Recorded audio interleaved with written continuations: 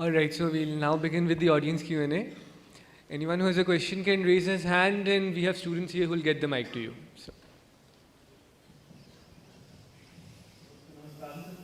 Where are you? Okay.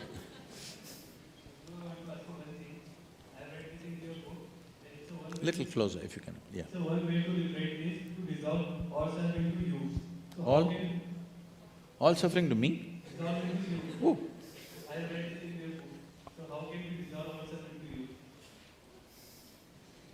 I am not sulfuric acid.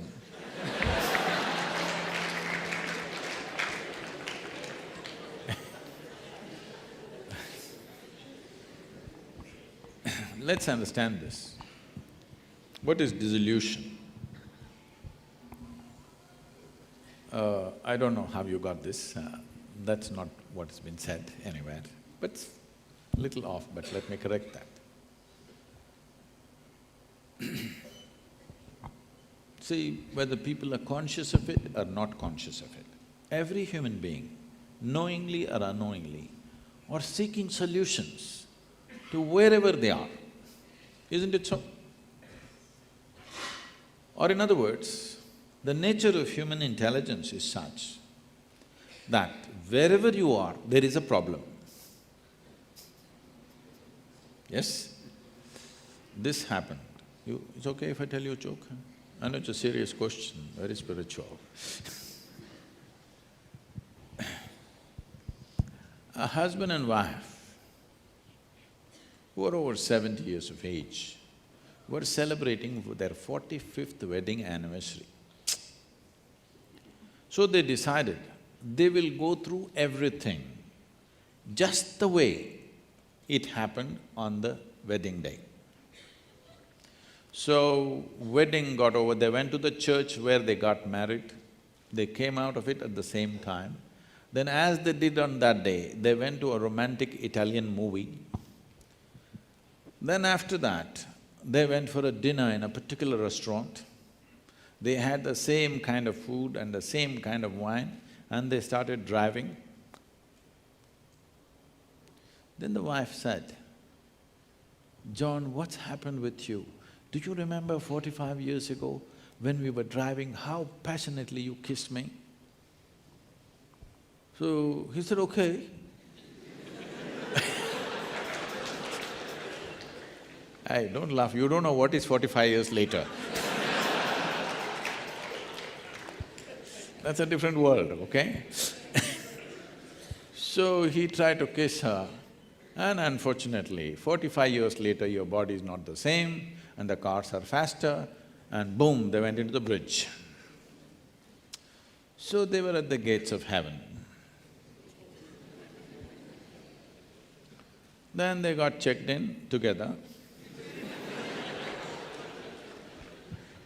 And because both of them were golfers, they asked, "Is there a golf course in heaven?"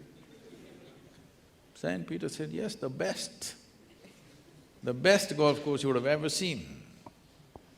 So, "Can we see?" I said, "Fine." They saw it was an immaculate course. They asked, "Can we tee off? Is there a tea time?" Any time is tea time in heaven, day or night. So, "But we don't have our clubs?" "No problem, just for you, fitted for you, golden clubs." So the man teed off, splitting the fairway straight and long. The lady walked up to the lady's tee and teed off again straight. Then they were walking towards the ball for the second shot. Suddenly the husband became depressed, as it usually many times happens to the husbands. She looked at him and said, "John, what's the problem? We're in heaven, we're on the best golf course, you had a great shot, I had a great shot, why are you so depressed?"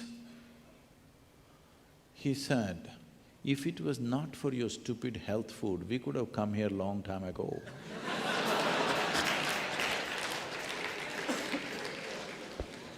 So, this is the nature of human intellect, because it gets only one face of everything. It is always thinking everything is a problem. when you don't have a problem, you're dissolved. Please say this, because you are not a problem, you're a possibility. When people, most people, when they utter the word human, they say, oh, I'm only a human.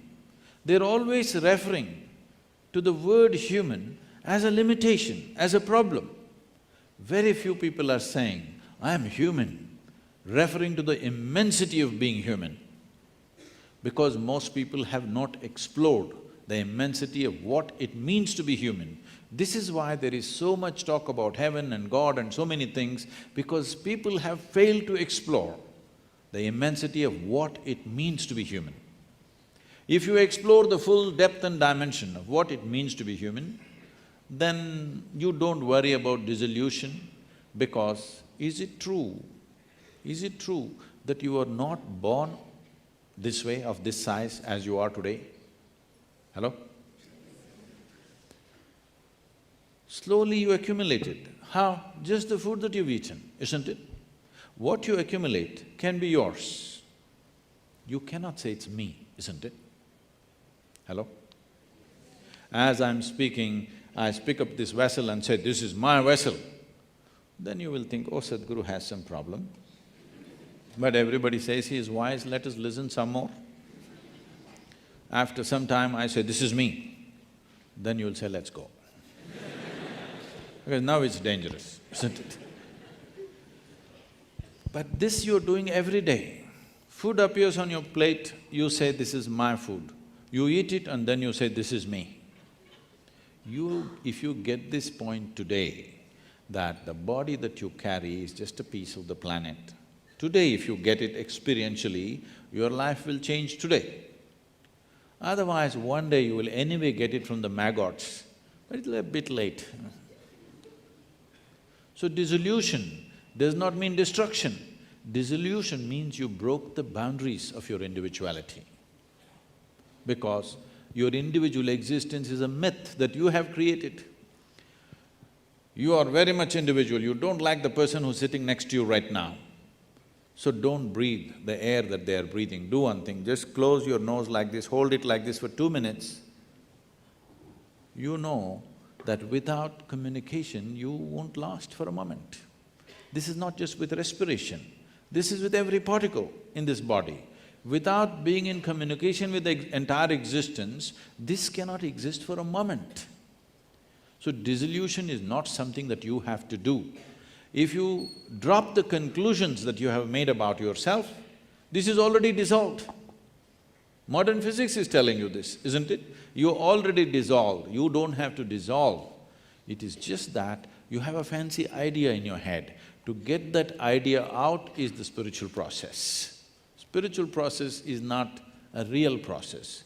Spiritual process is just helping you to distance yourself from your physiological and psychological process so that you see life just the way it is.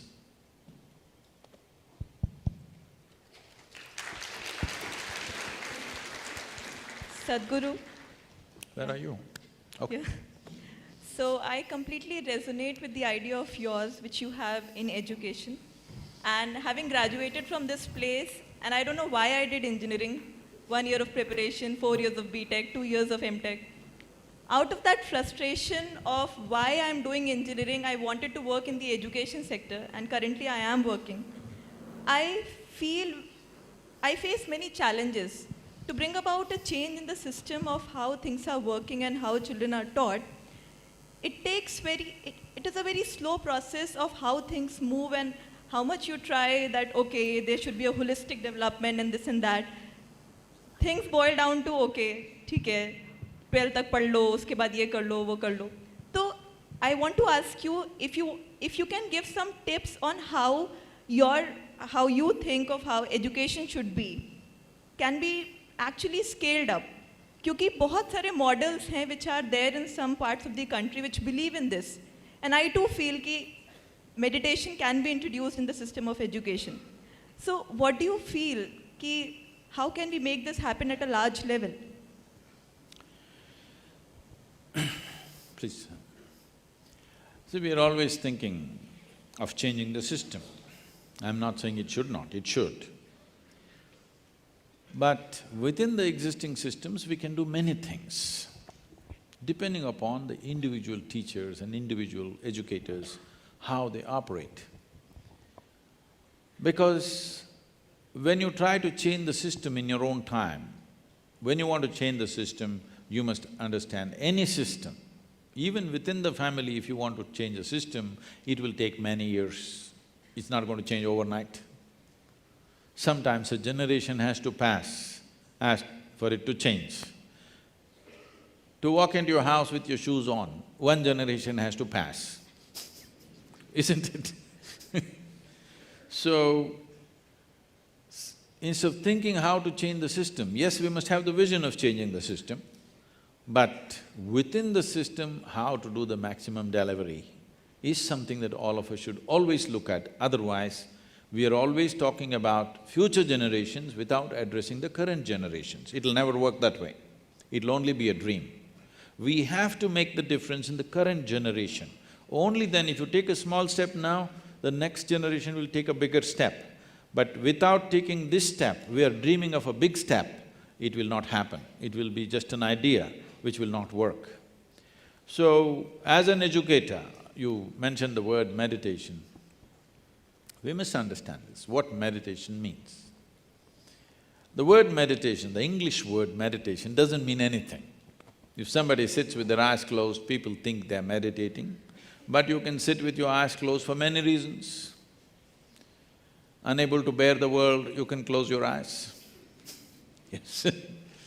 You may be… in yoga there are many things, you may be doing japa, tapa, dharana, dhyana, samadhi, shunya, samyama, we don't know what you're doing. So, there is… the word meditation is not specific, it is too general and it's not saying anything in particular. Let us say if we are thinking to align the word meditation with what we refer to as dhyan or dhyana or dhyanam as you go south. Because Hindi-speaking people, you have a way of clipping away the words in the end. We say Rama, you say Ram. You say dhyanam, you say dhyan. You're cutting off everything in the end, that's your option. But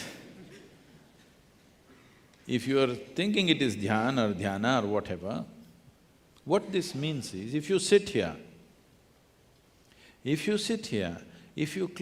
have a distinct experience that your body is here, your mind is somewhere else, what is you is elsewhere. Or in other words, there is a little space between what is you and what is your body. What is you and what is the content of your mind. Suppose this little space was achieved within you right now, would all these young boys be complaining about stress? You must do one thing. If you are an aviator, you would know this. You're driving to the airport, traffic jam, traffic jam, traffic jam. Oh, you curse everybody and honk and do all this and get there. Then you fly. Then you're flying over the traffic jam, it all looks very nice, you know. Simply because of the distance. When you were in it, it was a terrible thing. Once you're flying above it, it looks quite nice actually, traffic jams. Once there is a little distance, that's the end of suffering. So if you create a little space between you and your body, between you and your mind, this is the end of suffering. Because there are only two kinds of sufferings in your life, physical suffering, mental suffering. Do you know any other kind of suffering? Only two sufferings. If you distance yourself a little bit, that's all. Distancing is not by attitude. Anyway, these are accumulations. You gathered this body, you gathered this mind. If you keep what belongs to you one way and what is you in another way, it's taken care of. So, we can teach you a simple method with which you can do this. Very, very simple process. Every human being is capable of this. Let's understand this. When it comes to external realities, all of us are differently capable. No two human beings are equally capable. When it comes to inner possibilities, all of us are equally capable. No human being has come better endowed than the other. It is just that most human beings never look in that direction.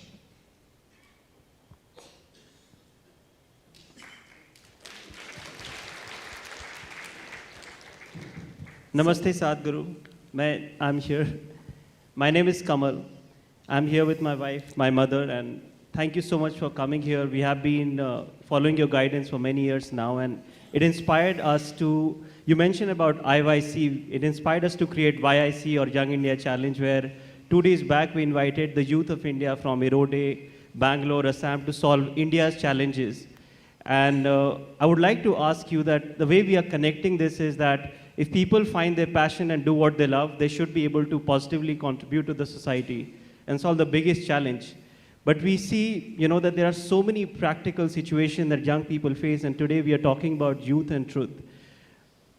How can we do this more and wake up more and more young people that not only do they follow their passion, but they must connect it to nation building and solving the biggest challenges of our time, especially the youth here, which is, as you said, privileged and has house, shelter, and the basics are covered. How can we make it more experiential, that it becomes a movement that young people not only do what they love, but also make a positive impact? How can we do this more and get a large number of young people to get into this conversation? You are the young man. I'm willing to speak to any young people or old people.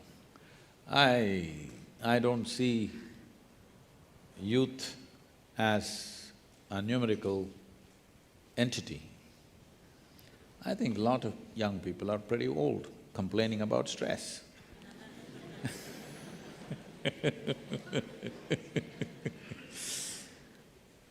Being young or old is not just of age, not the question of your birthday, when you were born. Are you an exuberant life, or have you become?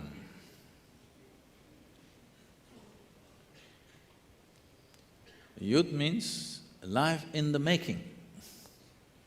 All possibilities wide open, that's what youth means.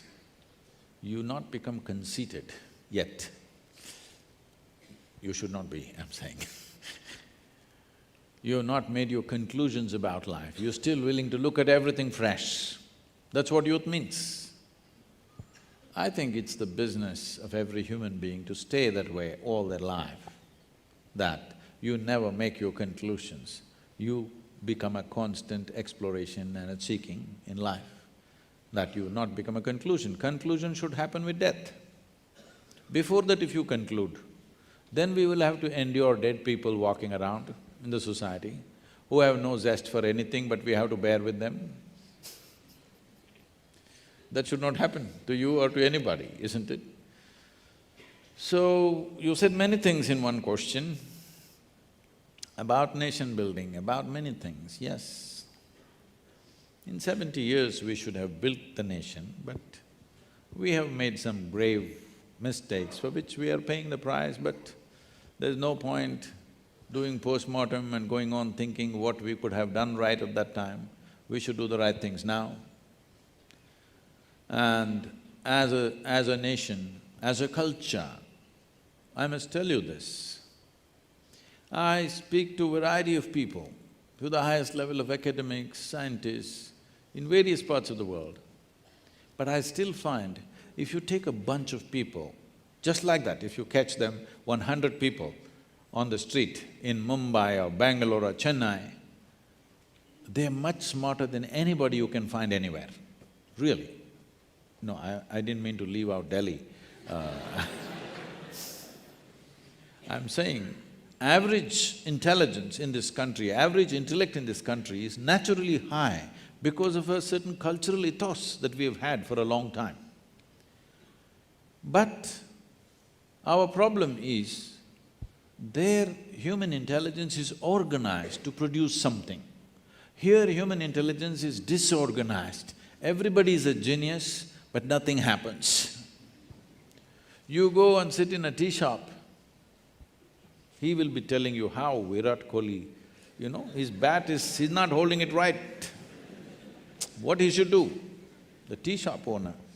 He will also say how Narendra Modi does not know this, how he should have done this, how he should have done that. Only problem is he does not know how to make good tea.